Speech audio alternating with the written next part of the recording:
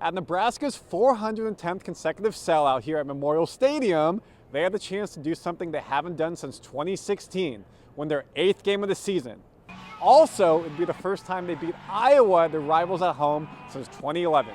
Well, both didn't happen as the Huskers are blown out, losing 40-16, scoring no points in the second half. Their season ends at 7-5.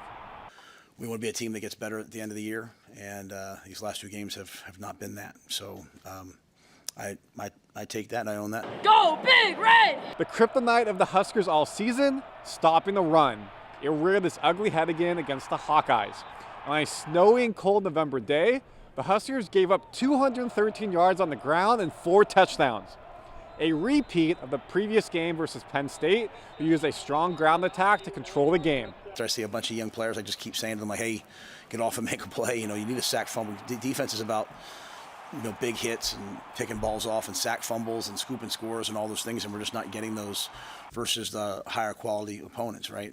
The Huskers themselves rushed for 231 yards with Heisman candidate Emmett Johnson running for 100-plus yards in his 5th straight game. This final tally, 217 yards and 1 touchdown, making it the first time a Big Red player has rushed for over 200 yards in a game since Amir Abdullah did it for 225 yards against Rutgers in 2014. In what could be the junior's final game for Big Red if he decides to leave for the NFL draft, he was reflective on what is next for him. Thankful for everybody here, thankful for fans, teammates. I love this place a lot, and so I just got to go pray about it and let God decide what I'm going to do. Iowa now holds an 11-4 edge versus Nebraska in head-to-head matchups since Nebraska joined the Big Ten, including a 7-1 advantage in Lincoln. Rural's 0-3 versus Iowa, and the Huskers have lost 10 of their last 11.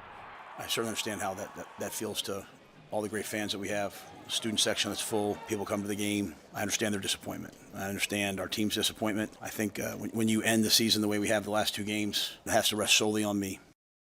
A season that started with promise and talk of making a college football playoff game ends with disappointment as the Huskers lose back-to-back games to end their season.